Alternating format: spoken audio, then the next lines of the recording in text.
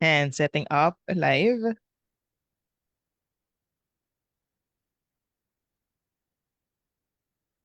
And we're live. Hi classmates, this is our classmate Jevi.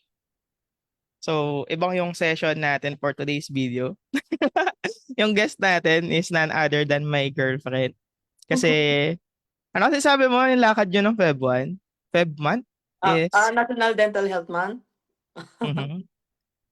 Bakit yung Feb yung naging National Dental Health Month? Ganun.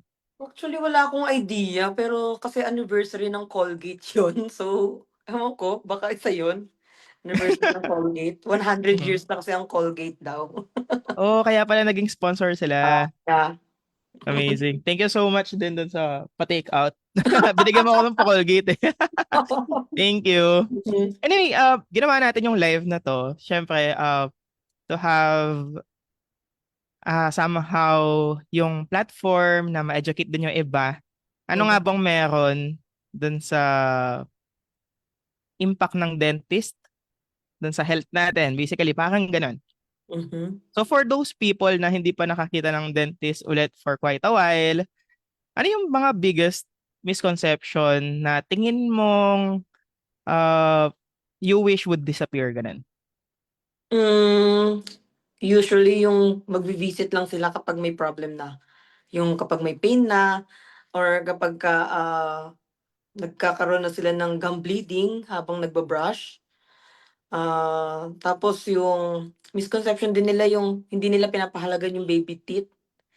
Hmm, Akala kasi nila is baby teeth lang 'yan, papapalitan din. papapalitan din, yeah. Pero sobrang laking impact kasi ng baby teeth sa mga magiging succedaneous teeth, yung mga magiging permanent, 'yan.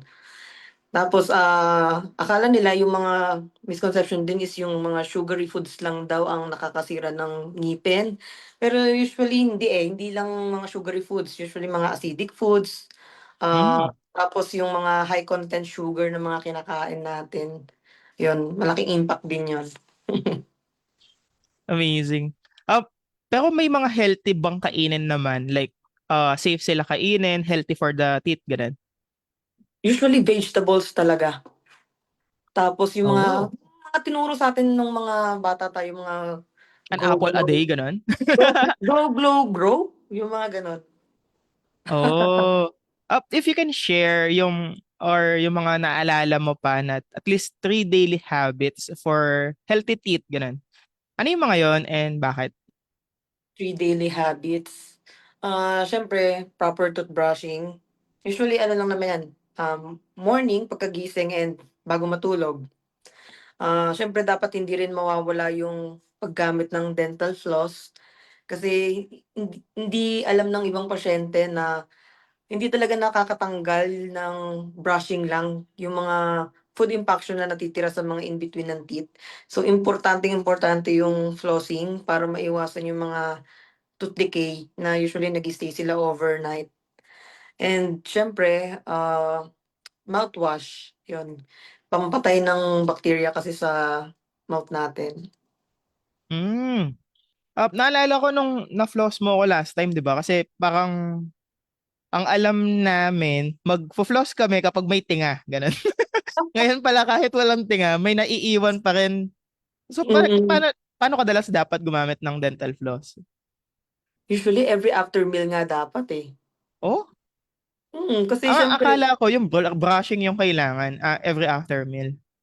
siyempre kailangan every after meal kasi maghapon mag-i-stay 'yan kung hindi ka man makapag-brush, kung wala ka man time mag-brush, at least matanggal mo man lang yung mga food debris na natira sa mga in between teeth, 'yan. Hmm.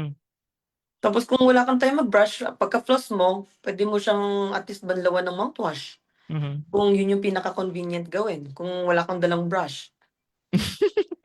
Let's say hindi ka nakapag-brush, hindi ka nag-mouthwash, ganun. For 1 week. Ano yung signs na sabihin na natin nare-recognize mong kailangan hindi na nila i-ignore yon, kailangan magtingin na sila ng dentista. Let's say for example, nangilo, ganun. Kailangan ba automatic pupunta na sa dentist, ganun? Ah, Depende, minsan kailangan din i-monitor. Ah, kung 1 week na walang brush, walang walang floss, walang mouthwash, feeling ko maba-bother ng pasyente kapag nade-develop na ng halitosis 'yan 'no? Ano yung halitosis? Bad breath, oo. Hmm, Kasi ibig sabihin medyo maraming-marami ng bacteria yung nasa mouth mo, kaya naipon. pagka oo, naipon na. So, Mhm, pagka hindi tama yung, dental hygiene ng pasyente usually nade-develop na yung halitosis. mhm. Tapos, for those people naman na akala nila inborn yun na bad breath. Matagal na akong bad breath eh. Nagtututbrush naman ako, nagpo-floss naman ako, nag-ano naman ako. Hindi lang talaga siya natatanggal, ganun. Pagka gano'n minsan kasi nasa kinakain or Lifestyle din. lifestyle. Siyempre kunwari kumain ka ng shawarma, tapos Mhm. hindi ka mag-brush ng ilang araw, mag-i-stay 'yun. Tapos siyempre, kung hindi ka mahilig uminom ng water, usually 'yan nag-start din yung halitosis kasi hindi naman nawa-wash yung bituka natin kung puro ka kain lang kain ta's walang walang tubig. So dapat nawa-wash out din pala yun after. Yeah. Hmm, okay. On the flip side naman, let's say yung masakit na yung ngipin pero hindi naman pala kailangan rush. Like na nababother na kami, ganun. It causes some panic to other people. Pero okay pa naman pala siyang i-monitor or kahit i-DIY muna sa bahay, ganun. May mga ganung cases ba? Usually oo. Kunwari nagpa-pasta ka before, tapos Mhm. may nabasag na konting part. Puwede mo muna i-observe, pero kung kunwari yung pagkabasag ng pasta mo na yun is nag-cause kaagad ng pain, yun, Mm. possibly kailangan mo siyang dalhin. Pero kung minor sensitivity lang like nato-tolerable mo pa, okey pa. Observe muna pero wag naman patagalin na parang 1 buwan, 2 buwan mo siya i-o-observe. Mahirap na yun, magko-cause na ng pain yun kasi the more na open lang yung ngipin na natanggal yung pasta, dun na mapapasakan ng mga bakterya yun. Yun, dun siya Mm. sasakit. So kailangan pa rin siyang ma-checkan ng dentist pero no need to feel yung panic na, uy, Ah, emergency to, kailangan na siyang ganito ganyan. yeah, oo, observe muna, kaya pa yun. Parang may na-encounter akong ganun eh, nung magang-maga yung ngipin ko, tapos pumunta ako sa dentist. Pag pala magang-maga din siya, hindi rin siya pwedeng bunutan or what, di ba? Mm. Usually nagme-medicate muna, kailangan muna ng mag-antibiotic kasi siyempre hindi naman yun mamamaga kung walang infection. Mhm. Kaya kailangan muna maggamot tapos, after ng medication at saka pa lang, magde-decide kung ano yung treatment na puwedeng gawin dun sa patient, kung for extraction na or kaya pang, restoration or root canal, depende. Hmm. Kasi ito yung pinakamadalas talaga na factor kapag pupunta yung mga pasyente sa dentist, di ba? Pag Mm. may sakit na, pag masakit na, ganun. Lagi Ano naman, yung sanay na. nangyayari sa kanila pag like yung time na yun pupunta sila? May mga iba, ano yung mga instances na to? Hmm, usually kasi matiisin tayong mga Pilipino ano, hindi talaga tayo pupunta hangga't hindi namamaga or hindi malala. Minsan naman kapag binigyan mo ng gamot, tapos nawala yung Pwede sakit, na to. hindi na babalik. So, hindi nila naiintindihan na ang gamot is temporary relief lang 'yan sa Mhm. nararamdaman mo. Then kapagka lalo mong ni-neglect yung nangyari sa'yo na namaga na nga, eh, tapos naggamot ka nawala, tapos ni-neglect mo na naman. Usually babalik at babalik yung symptoms hangga't hindi Mhm. nati-treat. So, Hmm. yung mga pasyente is medyo nakakampante kasi sila na, "Ay wala ng sakit, eh, ba't ko pa ipapabunot?" Mhm.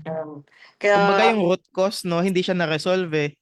nagamot lang pero, temporary relief lang talaga yun. As in pabalik-balik lang yung magiging symptoms mo hanggang sa hindi na tumalab yung antibiotic sa'yo. Kasi gamot ka ng gamot, ayan nagiging resistant na yung katawan natin, gano'n. So magandang sample pala to dun sa mga most common dental mistake na Mm, we do sa bahay, no? Kasi oo, we oo. find it helpful pero hindi pala sila helpful talaga. Ano ba yung Mm. mga most common dental mistakes na to na dini-DIY namin sa bahay? Usually ano, eh, ah, ayan ine-neglect mo muna o kaya, ah, pagka nangingilo ewan ko ba yung ibang pasyente bakit nangingilo na nga gustong-gusto pa nilang nagbababad ng yelo. Hindi naman sabi ewan ko, sabi kasi ng ibang pasyente, eh, parang mas nakaka-trigger nga ng ngilo yun, eh, 'di ba? Oo. Kasi 'pag tinanong mo yung pasyente, "Ano po ba nakaka-trigger ng ngilo?" 'Pag uminom po ng malamig, 'pag uminom po ng mainit. Pero paulit-ulit nilang ginagawa kasi minsan nakakakuha raw sila ng relief dun. Hindi ko ma-get. Weird. Mhm, Kaya bakit ka kung yun yung nagiging trigger, bakit nagiging relief din sa kanila, mhm. 'di Ano ba? ba yung outcome naman sa'tin like, nangingilo siya lagi gano'n, may impact din ba dun sa ngipin yun? Usually, yung ngilo, possible cause siya ng, minsan kasi pagka madiin tayo mag-brush, hindi tayo aware na may mga tooth structure na sa mga ngipin natin na nawawala or may mga napupudpod. Kaya minsan minsan kasi sa maling pagba-brush yun, eh. Kung minsan nakikita natin na 'pag nagbu-brush tayo dito usually sa molars, meron tayong mga pudpud na area na yun yung nag-e-expose sa mga sensitive part ng ngipin natin, eh. Mhm. Lalo na kapagka ano, ang mga pasyente kasi akala nila the more na madiin mag-toothbrush mas nakakatanggal ng dumi. Oo. So, yun yung isa sa mistake ng mga pasyente, na mas magdiin ng toothbrush mas malinis. Hindi, mas nakakasira siya ng ngipin kasi may mga, structure sa ngipin ang napupudpod kaya ng sensitivity sa atin. O kaya minsan hindi aware yung pasyente na nakakagat siya ng buto, ng Mhm. karne, tapos may nabasag na palang maliit na structure ng ngipin nila, hindi sila aware tapos biglang makakaramdam na ng ngilo. Hmm.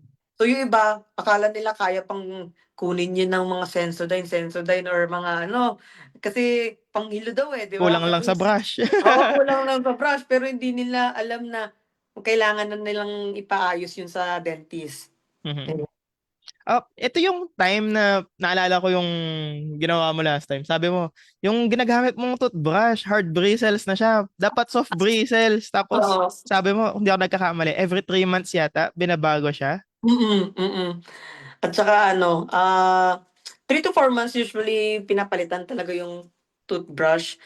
Tapos, kasi yung tigas ng braces natin, ewan ko ba bakit nagre-release pa sila sa market ng mga hard braces. So, imbes Pero na suggested talaga yung soft bristles, no? dapat ngayon pa lang puro soft braces na sana i-release nila sa market para hindi na kasi siyempre pansin mo yung presyo, mas mahal Oo, ang soft braces compare sa hard braces. Siyempre true. ang mga tao, nagtitipid tayo, ang pipiliin natin mas mura. Yun Kahit nga mas lang, nakakaano siya sa ngipin. ang mga hard braces usually nagko-cause ng gum bleeding yan lalo na't mali na yung pagba-brush mo, matigas pa yung bristles na gamit mo. Oo. Hmm. Kaya yung iba nagtataka sila, "Dok, bakit laging dumudugo yung gilagid ko?" Tapos maga. 'Pag tinanong mo kung ano yung gamit nilang brush, usually hard bristles talaga. For Gano'n. those people na anxious pa rin at takot sa mga dentista, gano'n. Ano nga ba yung difference ng check-ups dati at ngayon? Coming Hmm, from you na marami ng specialty, 'di ba? Like oo. pedia and everything. Ano yung Mm. difference? May difference nga ba? Malaki, malaki yung difference ngayon sa dati kasi, ngayon kasi is ang focus naming mga modern dentist yung comfort muna, eh. Hmm, Kumbaga gusto namin pagpasok pa lang ng patient sa clinic is maging comfortable na sila sa mhm, ambiance, sa mga tao sa paligid, sa aming mga dentist, gano'n, sa assistant. Kasi, tsaka dati kasi yung mga adult, pinapanakot kasi ng mga adult yung mga ano, 'di ba, hmm, bubunutan ka ng dentista, ganyan. Kaya minsan nagsisimula yung fear ng bata sa bahay. Sa oo, totoo lang, kasi pinapanakot, eh, lalo 'pag matigas yung ulo ng bata. Kaya pagka merong mga parents na pumupunta sa clinic ko na tinatakot pa yung mga anak nila, hindi sila nakakatulong. Para mas lalo nilang dinadagdagan yung fear ng pasyente. Kasi pansin mo ngayon sa mga dental clinic na mga nag-o-open ngayon, parang hindi na sila normal clinic lang, parang mhm. nagiging, parang spa, 'di ba? Yung Yeah, pagpasok mo pa lang amoy spa na. mhm. Kasi dun pa lang 'pag naamoy na ng pasyente na mabango yung clinic, Relax. malinis, nare-relax Oo, ka. So dun pa lang parang nakukuha na namin yung loob nila, gano'n. Kaya hmm, nawawala na yung takot. Tapos nauuso na ngayon yung mga dental chairs na may massage chair, 'di ba? Ay, oo, yung last time. Oo, Oo, yung oo. dental chair ko do'n may massage. Isang factor din 'yun, nakakatulong kahit papaano sa mga pasyenteng kinakabahan pagkaupo sa chair. Tsaka Kasi pag long yung procedure, no? oo, kasi minsan, parang yung ibang mga hindi sanay na laging nakahiga, at Mhm. least may massage man lang yung dental chair, baka makatulog pa sila during the dental treatment.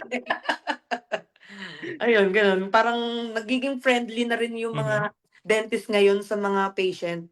Mhm. Hindi kagaya dati na katatakutan mo yung dentista kasi usually nagsusungit or yung iba hindi man lang Mhm. mangiti. Pero ngayon, usually mga bagong dentist ngayon nakikipagsabayan na sila sa ano, eh, Oo, even gulat nga ako nung pinamit mo sa akin yung mga kaibigan mong dentist. Like, napaisip nga ako, dentista ba talaga yung mga 'to? oo, 'di ba? 'Pag magkakasama kami magkakaibigang dentist, Mhm. gano'n. Kumbaga hindi na kami yung mga dentist na kinakatakutan dati. Mhm, mhm. Na na ano na namin sila, nakukuha na namin loob. Nagtataka nga ako nung mga bago-bago pa lang ako sa clinic, sabi ko sa mga pasyente ko, "Bakit puro bagets yung mga patient ko?" Mhm. Usually mga teenagers. Tapos sabi nila, "Eh, kasi doc bagets ka rin." Feeling namin makakasundo ka namin. Feeling ko malaking factor din yun, na pagka Hmm. pansin ko usually mga batang pasyente, nasusubaybayan ko lumaki kasi 5 years na ako sa Mhm. practice, eh. So Mhm. yun, nakikita ko sabi ko, "Uy, lumalaki ka na." Nag-start sila from pediatric ta's ngayon biglang mga ano na sila nagiging 8, 9, 10. Sabi ko, "Uy, nasasanay na sila, nawawala na yung fear nila sa'kin." Galing. For Oo. these people na nasasanay na, which is good, 'di ba? Kasi na-build na nila yung trust, somehow Mm. binabalikan ka nila. Pero yung mga common people, kamukha ko, gaano kadalas ba dapat talaga kami nagpupunta sa dentist or kahit walang sakit, ganun. Like, papa-check up lang, papa-check lang, papa-cleaning lang, ganun. Usually twice a year talaga ang Hmm. recommended. Mhm. Every 6 months. Kung hindi man magpa-cleaning, at least mapa-dental check-up. Mhm. Kasi, sa 6 months or 1 year na yun imposibleng nagbu-brush ka man, pero partida meron pa rin natitira talaga na Nami-miss, ano, yeah. may mga nami-miss pa rin tayong, area sa ngipin natin na hindi talaga nalilinis. Mhm. So, at least once a year man lang magpa-cleaning tapos yung isang beses is check-up. Mhm. Importante yun kasi sa 1 year ba na yun hindi ka magkakaroon ng pastahin. Mhm. Kahit gaano ka kaingat sa hygiene mo meron pa rin na magiging ano diyan, eh, pastahin, eh, na kailangan i-treat, eh. Kasi hindi naman natin nakikita yung buong bibig natin. Mhm. Like siyempre kami mga dentist medyo OC kami. Minsan mino-mouth mirror namin yung sarili Mhm. namin, eh. Ta's meron kaming sa clinic namin na na camera na for mouth. So, Mhm. minsan nache-check namin yung sa'min, pero yung mga ordinary people kasi medyo hirap. Tapos may Di siya mga makikita sa mirror lang. tapos yung ibang patient siyempre hindi sila aware na, itong ngipin pala na 'to is kailangan na pala for pasta. Mhm. Kaya yung ibang mga parents, usually mga bata 'pag dinala sa'min, akala nila yung mga permanent molars na pala yung nasa mga dulo-dulo ng bagang ng mga bata. Kasi Mhm. ang first permanent molar is lumalabas talaga siya at the age of 6, eh. So, Mhm. minsan pagka dinala ng parents yung anak nila, magugulat pa sila 'pag sinabi ko, "Ito pong mga 4 na molars na 'to is permanent na sila. Meron na pong mga pastahin." Sabi, "Eh, Doc hindi pa po permanent 'yan kasi hindi naman po nagpalit." Mhm. Actually, yung ngipin na yun kasi na molar is hindi talaga siya nagpapalit. Permanent agad siyang Hmm. lumalabas sa age of 6. Hindi kagaya ng ibang ngipin, may mga kapalitan sila, pero yung Yeah. first molar kasi is hindi. Kaya yun na ang mistake ng mga parents, hindi nila naiingatan yung ngipin na yun kasi akala Mhm. nila magpapalit pa. Kaya Mhm. pagdating ng 7, 8 or 9 years old, usually Mhm. nire-extract na yun kasi Mhm. napapabayaan na hindi nila alam na permanent na. Kaya nagugulat ako Hmm. may mga bata na pinapabunot na yung mga gano'n kasi is ano talaga nababasag na kasi nga akala ng mga parents nagpapalit. So, So, dapat talaga inaalagaan siya, especially yung molar, kasi hindi pala napapalitan yan. By the way, yung molar na to, para bagang, maintindihan ng lahat, ito yung panguya natin, tama oo, ba? yung bagang, yung malaking bagang sa ano, sa bawat sulok ng ngipin. Yun Ano yung yung mga unang-una. napapalitan pa? May chance pang mapalitan, gano'n? Usually yung ano, yung 10 ipin na kasi sa bata, usually meron tig Dito? 10 yan, taas, baba, tig 10. Yun yung nagpapalit. Pero yung mga ika-11 ng ngipin, pagdating ng 6, yun yung mga nagiging permanent na. Hmm. Gano'n. Kunwari itong front tooth natin, nagpapalit din yan at the age of 6 and 7. Nagugulat sila mas malaki yung lumalabas compared sa mga maliliit na ngipin. Galing. And ano nga ba talaga yung impact ng oral health in terms of overall health? Like kanina nabanggit mo yung bad breath. Ano ba talaga Mm. yung impact ng mga oral health na to sa overall health natin? Kasi yung iba akala nila, pagka ngipin-ngipin lang. Yeah. Mm. Kaya nga yung iba na 'di ba nababalita mo naman yung iba hindi kami tinuturing as doctors daw Yeah. kasi Oo. bibig lang naman daw kami, hindi naman daw kami yung for systemic. Mhm. Pero yung mga, kami kasi meron kaming mga alam na hindi alam ng mga doctors talaga na pangtao. Mhm. Usually ano, hindi nila alam na may connect. Kaya merong mga doctors na hindi rin active magpa-dental, ewan ko kung bakit. Kasi Mm. may mga doctors na hindi sila naniniwalang doctors din kami. May mga Mhm. gano'ng factor. Pero ewan ko, sana naman ngayon nalilinawan na sila na napakahalaga ng impact ng oral health sa systemic conditions ng tao. Yung iba kasi nagkakaroon ng mga bacteria sa mga ngipin na puwedeng maging konektado sa katawan. Mm. Kunwari 'pag may tooth infections ka puwedeng mag-cause yan ng problem mo sa heart. Mhm. Kasi may mga nerves na naka-connect from sa ngipin papunta sa mga organs natin, eh, na Mhm. hindi aware yung ibang mga pasyente rin kaya pansin mo ang daming mga bata pa lang, mga nade-develop na biglang nadi-discover may sakit na sa puso or may problem na sa lungs, ganyan. Kasi 'pag tiningnan mo ngayon yung bibig nila, okey nandun yung mga factors. Mhm. Biglang pagdating ng pag-open ng bibig andun lahat ng problema. Kita na. Mm. Oo. Kaya yun akala nung mga iba, walang konektado, yan ngipin lang yan, eh. Pero Mhm. minsan 'di ba mabuhat kapagka may tooth infections ka buong mula dito mata Mhm. hanggang sa leeg, yun. Kasi nga konektado sila. May mga ano talaga silang nagiging problem pagka napabayaan yung ngipin. Hmm. Ako naman bilang ah, certified batakaw. Parang lahat naman kasi 'di ba parang kumakain at least 2 to 3 times in a day. Mm. Iilan lang yung mga nag-OMAD kamukha ko. Oo. Yung pagkain kasi malaking factor talaga siya na ginagawa natin on daily basis. For Hmm. me, yung nakikita ko naman, yung kino-consume ng katawan natin, yung buong katawan natin, normally dumadaan lahat sa oral, sa bibig. Mm, mm. Kaya I think malaking factor din talaga siya. So if you could give a gentle reminder to those people na umiiwas pa rin sa mga dentist kasi takot sa kanila or nahihiya, ganun. Mhm. What are these reminders na you wish uh, marinig din nila? Hmm, unang-una kasi dapat, kapagka takot ka sa dentist, sabihin mo na Mm. umpisa pa lang ng pagpunta mo pa lang sa dental clinic kunwari nilalabanan mo talaga yung fear mo. So, kahit ayaw mong magpa-dentist pumunta ka. Umpisa pa lang sabihin mo na sa dentist mo na, "Dok, natatakot ako." Mhm.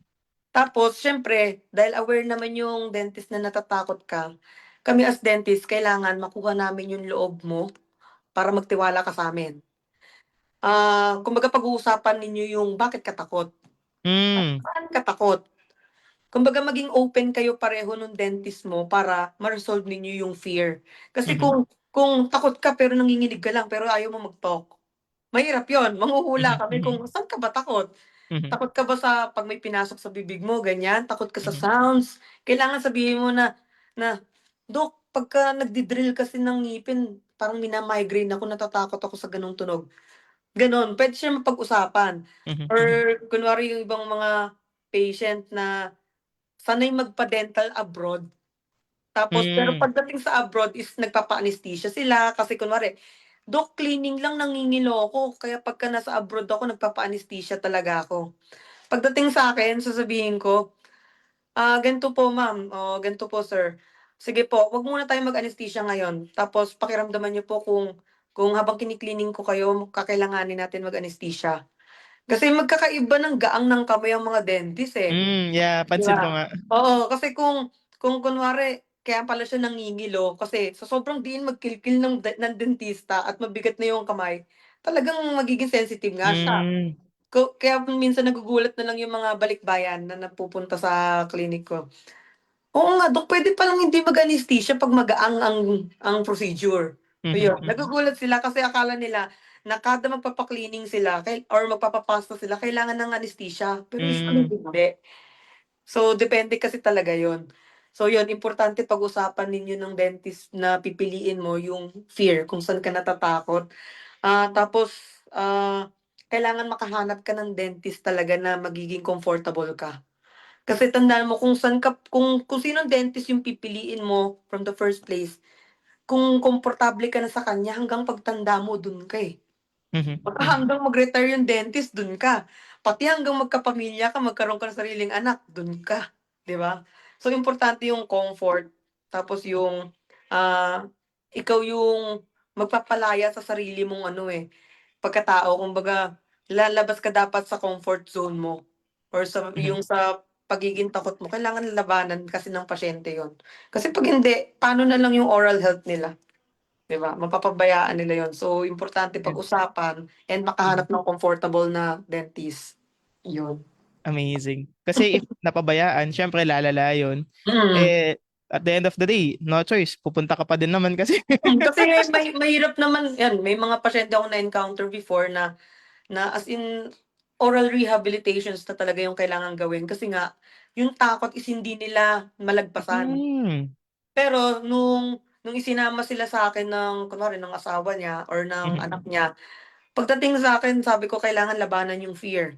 mhm. Nagulat ako na hanggang sa oral rehab napakaraming kailangang bunutin, hanggang sa magpa-denture siya, napatapos niya kasi Wow. nakuha ko yung loob niya, eh. Nawala Mhm, yung fear niya, nawala yung sabi niya, "Puwede naman palang magpabunot doc na walang pain." mhm, mhm, So, nagulat ako in one sitting nakakapagpabunot siya sa'kin ng 3 magkakatabi, 5, nang hindi siya natatakot. Tapos pagka bumalik siya ng mga sumunod na linggo, kakamustahin ko, "Kamusta po yung bunot natin?" "Dok, hindi nga ako nag-ano, nag-pain reliever kasi hindi masakit." mhm, So, mhm, pagka gano'n, importante hindi masaktan yung pasyente kasi 'pag nasaktan yan hindi na babalik sa'yo. mhm. Kasi 'pag nasaktan ng patient, trauma. Yeah. Siyempre ang trauma napakahirap labanan yan. Mhm, So, kailangan importante hindi mo masaktan yung patient lalo na't nilabanan na nga niya yung fear niya, eh. So, mhm, importante maging comfortable siya, hindi siya masaktan, yun. Pagka gano'n, magiging best dentist ka na, eh. Kasi nabigay mo yung comfort sa pasyente na galing sa fear, sobrang mhm, laking bagay yun. Feeling ko kaming mga dentist dun kami nagsa-success kapagka meron kaming mga pasyenteng hindi nakaramdam ng pain, tapos mhm. yung fear nila is nalabanan nila. Kasi naging friendly kami sa patient tapos naging nabigay pa namin yung comfort na hinahanap nila. Yun, napakalaking bagay. Hmm. Uh, for me naman bilang pasyente ng mga dentist, very happy ako kasi actually ilan na yung ngipin ko na bunot sa taas baba, 'di ba? Mm. Naka-fixed bridge na nga ako. And bilang matakaw, normal sa amin na madalas kumain. Mm. So may times talaga na nabubunutan. Maraming paraan para makonsume pa rin natin yung mga gusto nating kainin. Provided, ayun, lagi na-check yung ngipin, kung kailangan na ng bridge or implant, depende dun sa suggestion ng doctor, no? Mm. Ayun, siguro wag tayo masyado matakot and if you enjoy this kind of biglaang live, just let us know. Ayun, sige, do you have final words before we end the live? Wala na. Nasagad siya. Thank you so much. Bye!